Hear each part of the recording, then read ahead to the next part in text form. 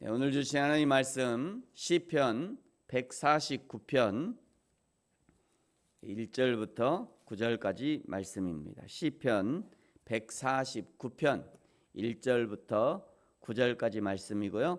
지금 읽는 것은 1절부터 4절까지만 함께 읽겠습니다. 우리 1절부터 4절까지 우리 한 목소리로 천천히 같이 읽겠습니다. 시작.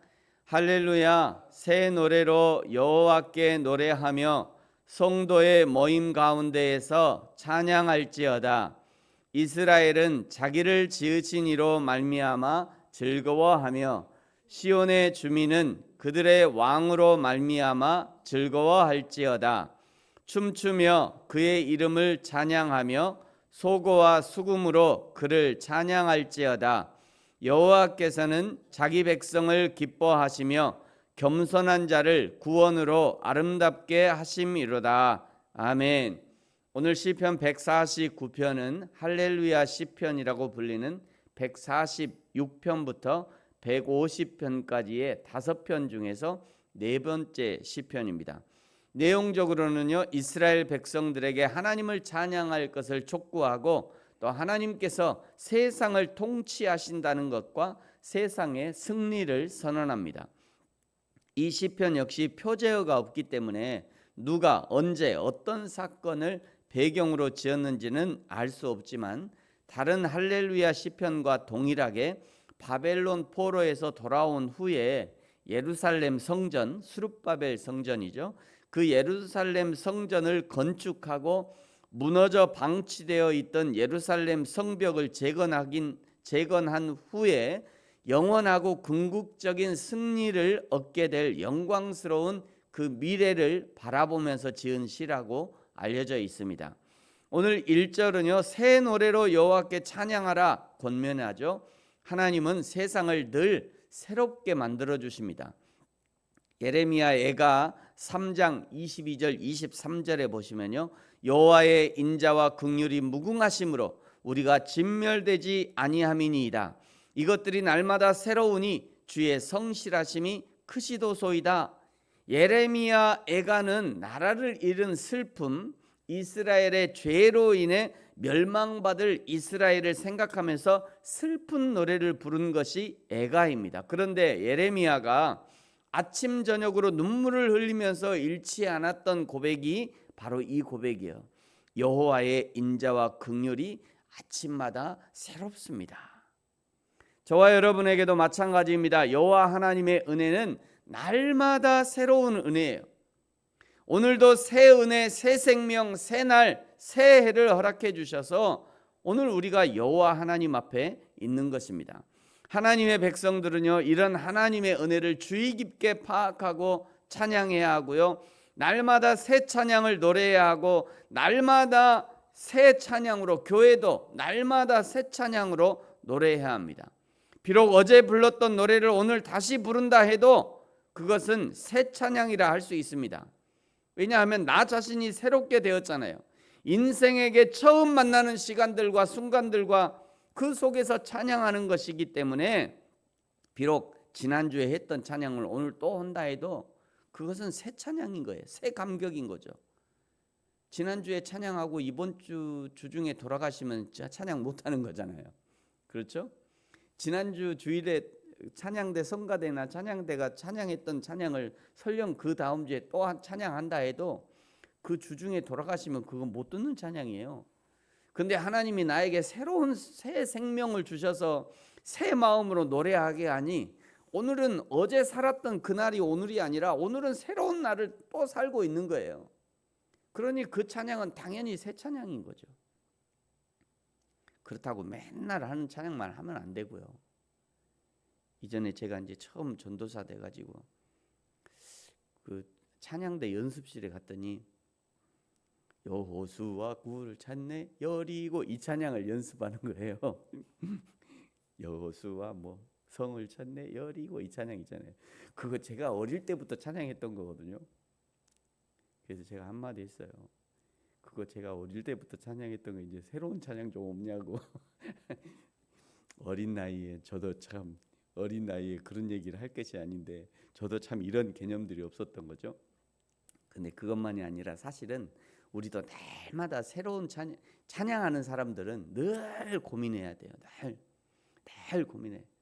오늘 나에게 새로운 찬양을 주시더라고. 하나님 앞에 새로운 마음을 주시라고, 새로운 찬양을 주시라고 참 고민해야 돼요. 성가대, 특별히 성가대 지휘자나 또 찬양 인도자들은 그런 고민 속에 새로운 노래가 오는 거지, 고민하지 않으면요 똑같습니다. 어제나 오늘이나 똑같은 날들이 반복이 될 수밖에 없는 거죠. 찬양의 핵심은요 창조와 통치입니다. 2절을 보시면요 이스라엘을 지으신 하나님, 창조주 하나님이죠. 그들의 왕으로 말미암아, 왕이라는 것은 통치자를 의미하는 거죠. 우리의 찬양도 이 두 가지를 잊어서는 안 됩니다. 하나님은 창조주가 되시며 나의 통치자가 되심을 인정하고 찬양해야 하는 거죠. 3절에 춤추며 찬양하고 소고와 수금으로 찬양하라 권면하고 있죠. 이렇게 찬양하는 자를 4절에 기뻐하시며 구원의 은혜를 주신답니다. 그 하나님의 구원의 은혜를 입었으니 5절에 성도들은 즐거워하고 침상에서도 기쁨으로 노래한대요.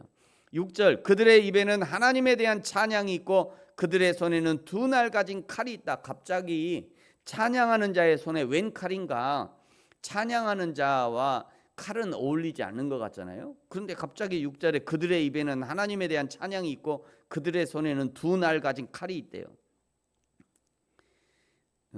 이 6절의 이 구절은요 찬양하는 성도의 손에 두 날 가진 칼이 있다는 것은 바로 그 성도를 하나님의 군사와 일꾼으로 사용하신다는 그런 말씀입니다.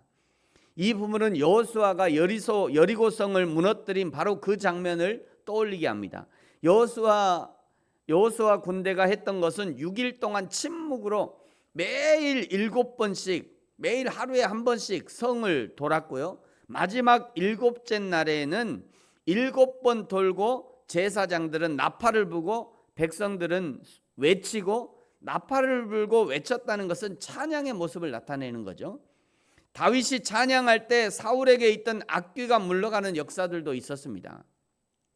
다윗이 수금을 치면서 이 악한 마귀가 나가라, 설령 찬양하면서 그랬겠어요?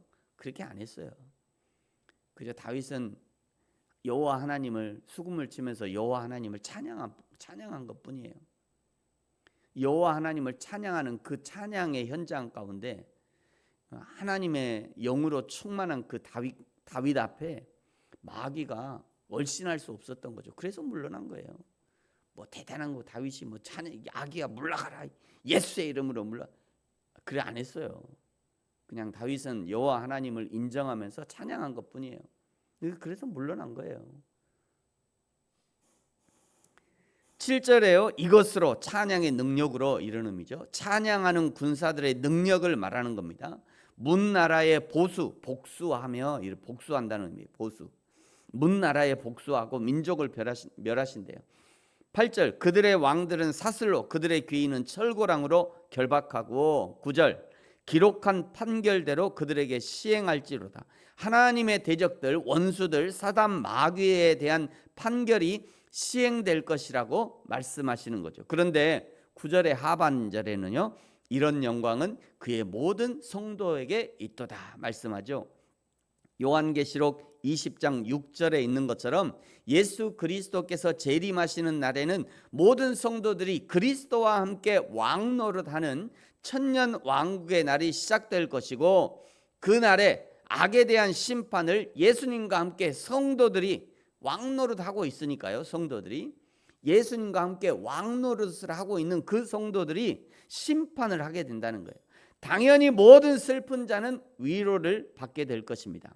스가랴서 14장 12절 15절에는요 예루살렘을 대적하던 열방들에 대한 심판, 하나님의 심판이 묘사되어 있는데요 12절에 보면 이렇게 이야기합니다. 예루살렘을 친 모든 백성에게 여호와께서 내릴 재앙은 이러하니 곧 섰을 때 그들의 쌀이 썩으며 그들의 눈동자가 눈구멍 속에서 썩으며 그들의 혀가 입 속에서 썩을 것이다. 그러니까 여호와의 은혜의 날, 예수 그리스도의 재림의 날에 성도들은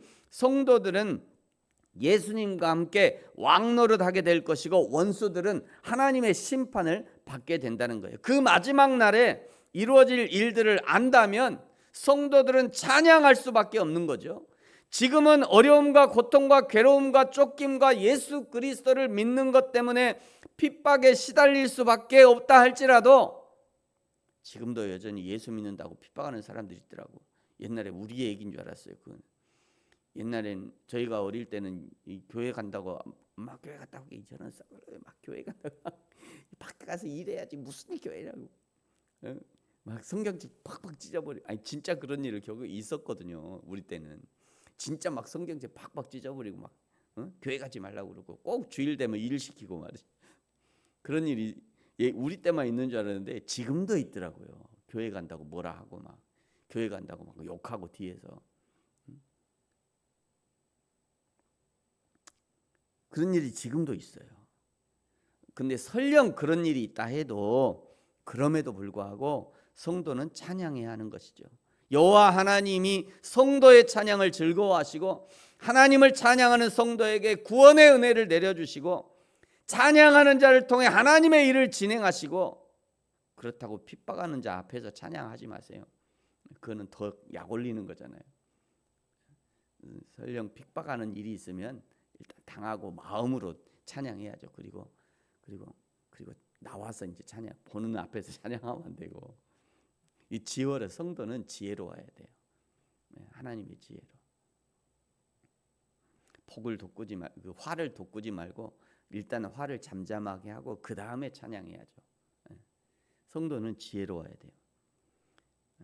그 찬양해야 되는 이유는 그 최후의 승리가 우리를 기다리고 있기 때문에 그러므로 찬양하는 것이 성도의 마땅한 본분인 것입니다. 저와 여러분의 삶이 날마다 찬양함으로 여호와 하나님께 온전한 영광을 돌리는 인생이 되어지기를 예수님의 이름으로 축복합니다. 기도하겠습니다. 하나님 아버지 감사합니다.